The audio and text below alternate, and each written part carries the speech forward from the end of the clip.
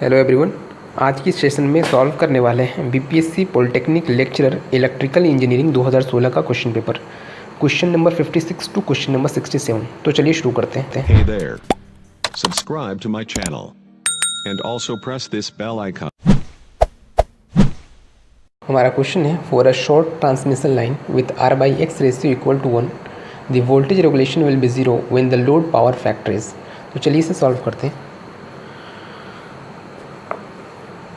तो voltage regulation is equal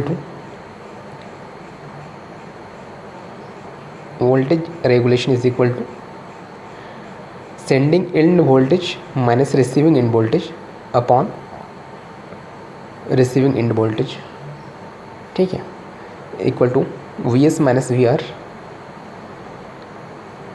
upon VR, ठीक है।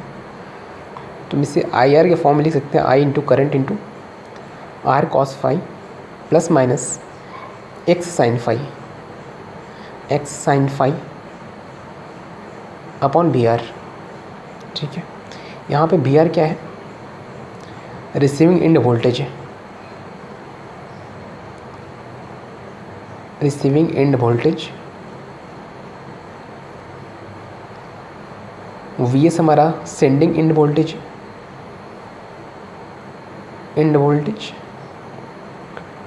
I हमारा करंट हो गया। तो condition for zero voltage regulation, क्या कंडीशन है? Condition for zero voltage regulation tan phi is equal to R upon X leading, ठीक है।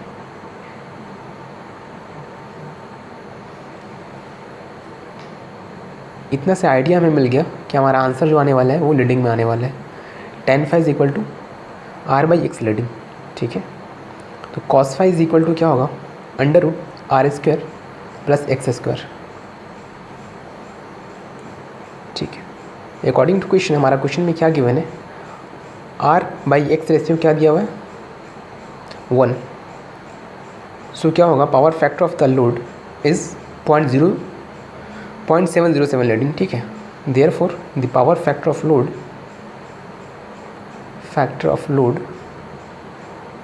0.707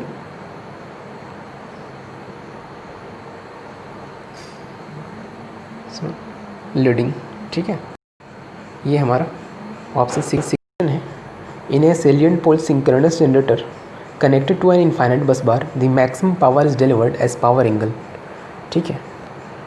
तो हमें याद रखना है, in a salient pole synchronous generator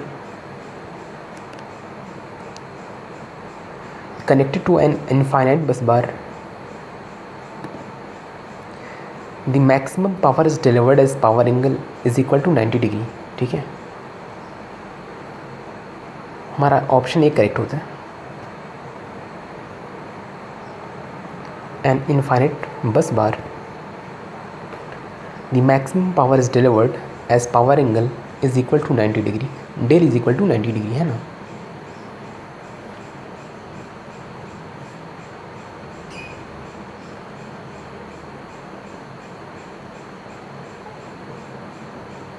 del is equal to 90 degree, option A correct होता है। अब हम नेक्स्ट क्वेश्चन की तरफ मूव करते हैं। हमारा अगला क्वेश्चन है, in a string of suspension insulators the maximum voltage appear. तो मैक्सिमम वोल्टेज अपीयर के बारे में जानते हैं। The maximum voltage appears across the insulator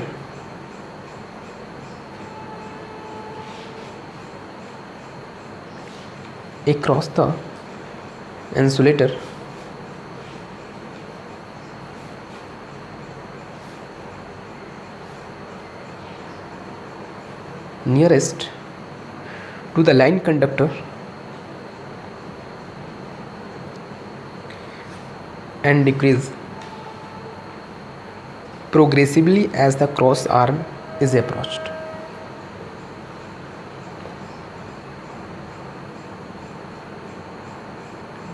Cross arm is approached. तो हमारा आंसर कौन सा होता है? ऑप्शन ए करेक्ट होता है। ठीक है, और हम नेक्स्ट क्वेश्चन की तरफ मूव करते हैं। हमारा नेक्स्ट क्वेश्चन है एन इम्पिडेंस रिले इज़। ठीक है, तो इम्पिडेंस रिले के बारे में डिस्कस करते हैं, क्या होता है इम्पिडेंस रिले। सबसे पहले इसकी ख़ास बात क्या है कि depend upon the distance of fault in the line. ठीक है, ये डिपेंड करता है डिस्टेंस ऑफ फॉल्ट पे, इसलिए इसे डिस्टेंस रिले भी कहते हैं। Depend upon distance of fault in the line,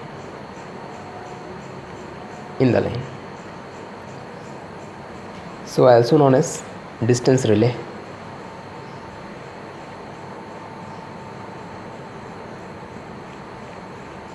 और जानते हैं इसके बारे में। ठीक है, more specifically the relay operates depending upon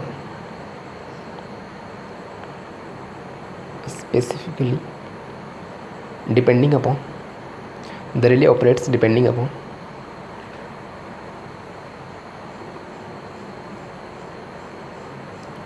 the impedance between the point of fault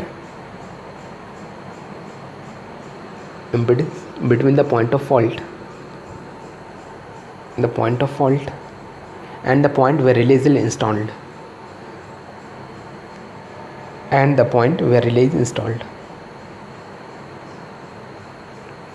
ठीक है, एक पॉइंट और इसके बारे में जानते हैं, क्या? Voltage restrain over current relay. ठीक है, voltage restrain over current relay.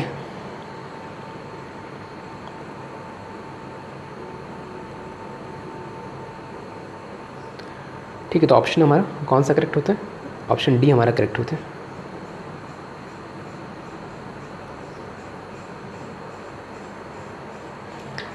अब हम नेक्स्ट क्वेश्चन की तरफ मूव करते हैं। हमारा नेक्स्ट क्वेश्चन है for the protection of medium transmission line normally the preferred release. तो हम याद रखते हैं सबसे पहले मोर रिले, एडमिटेंस रिले, और थर्ड क्या है? Impedance relay.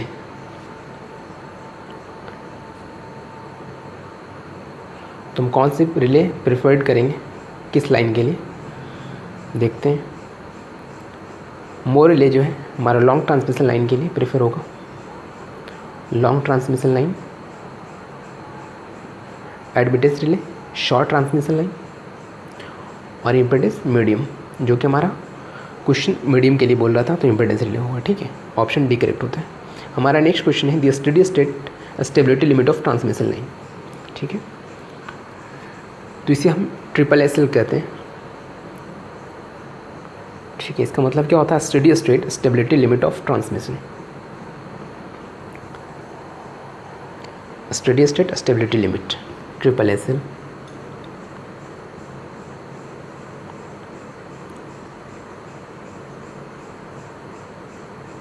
स्टेबिलिटी, ठीक है, लाइन। ठीक है, तो क्या होता है? Is maximum power transfer of the system without loss of equilibrium. Transfer of system without loss of equilibrium.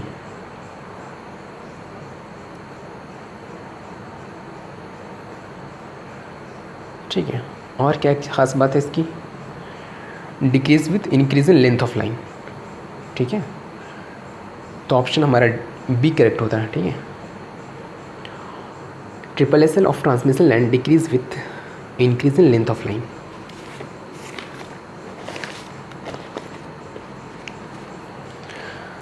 अब हम नेक्स्ट क्वेश्चन की तरफ मूव करते हैं। हमारा नेक्स्ट क्वेश्चन है the leakage resistance of 50 kilometre long cable is 1 micro ohm, for 100 kilometre long cable it will be. ठीक है, द लीकेज रेजिस्टेंस क्या होता है? लीकेज रेजिस्टेंस जो होता है लेंथ के इन्वर्सली प्रोपोर्शनल होते हैं। Leakage resistance is inversely proportional of length, inversely proportional to length. R is inversely proportional to L, to length। ठीक है, R is inversely proportional to L। अब यहाँ से हम रिलेशन बनाते हैं। क्या रिलेशन है? R1 R2 is equal to L2 upon L1। तो हमें यहाँ से R2 फाइंड करनी है, तो R2 is equal to R1 into L1 upon L2, sorry L1 upon L2, ठीक है, L1 upon L2, 1 into 50 upon 100, तो हमारा क्या आता है 0.5 एम ओमेगा, 0.5 एम ओम, ठीक है। हमारा ऑप्शन बी करेक्ट होता है। हमारा नेक्स्ट क्वेश्चन है the maximum demand of consumer is 2 kilowatt and daily energy consumption 20 units, तो लोड फैक्टर फाइंड करना है। तो सबसे पहले load factor is equal to, हमें लोड फैक्टर फाइंड करना है, ठीक है। लोड फैक्टर क्या होता है? Number of unit utilizing upon total maximum demand होता है, ठीक है। तो सबसे पहले हम total maximum demand of energy in day find करते हैं। Maximum demand of energy in a day, एक दिन में कितना डिमांड है मैक्सिमम एनर्जी का, ठीक है।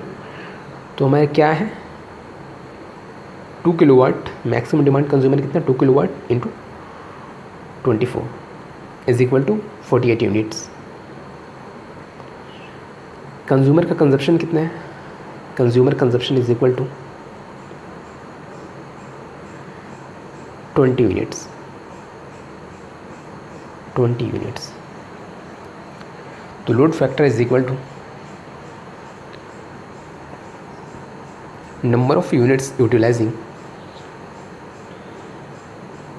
मतलब कंज्यूमर कंजप्शन जो हुआ, upon total maximum demand, maximum demand into 100, ठीक है। तो यहाँ से क्या हो गया 20 अपॉन 48 इंटू 100,